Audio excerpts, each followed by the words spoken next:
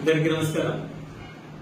కూటమి ప్రభుత్వం ఈ 1.5 సంవత్సరాల్లో ఇచ్చిన హామీలను నెరవేర్చుకుంటూ అభివృద్ధి వైపు నడిపిస్తూ ఉంది.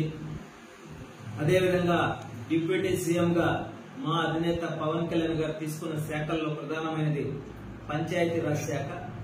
పంచాయతీరాజ్ అంటే పల్లెల అభివృద్ధే రాష్ట్రానికి పట్టుబొమ్మలు లాంటివి.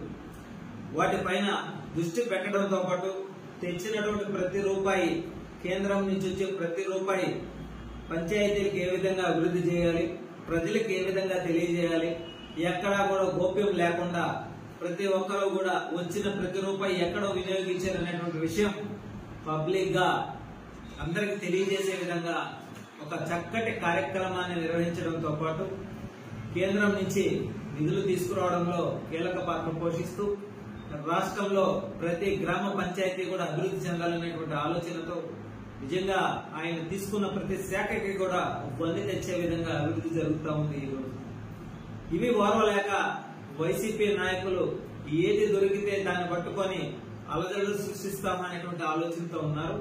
రాష్ట్ర ప్రజలందరూ కూడా ఎంతో తెలివిగా మీరు చేసేటువంటి ఈ కపట ఆలోచనలన్నీ కూడా తిరగొట్టే విధంగా ప్రజలందరూ కూడా కూటమి వైపు నడుస్తున్నారు అనడానికి అనేక నిదర్శనాలు.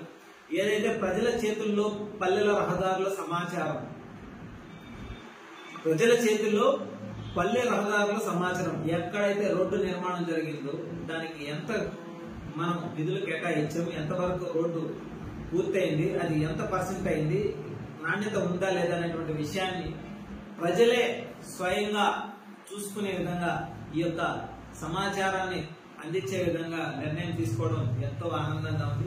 అదేవిధంగా త్వరలో అందుబాటులోకి geo rural road management system తీసుకురావడం, పైలట్ ప్రాజెక్టుగా అడవి తల్లి బాటకు అనుసంధానం చేయడం, శాసకీయ నిధులతో పల్లె పండుగ 2.0 తీసుకురావడం, క్షేత్రస్థాయి పర్యటనలతో జల్ జీవన్ మిషన్ స్వమిత్వ పనుల పరిశీలన స్వయంగా పవన్ కళ్యాణ్ గారు పరిశీలించే విధంగా, స్వచ్ఛ జలం, గుంతలు లేని రోడ్ల నిర్మాణం యొక్క ప్రథమ ప్రాధాన్యత లక్ష్యంగా కూటమి ప్రభుత్వం పనిచేస్తుంది.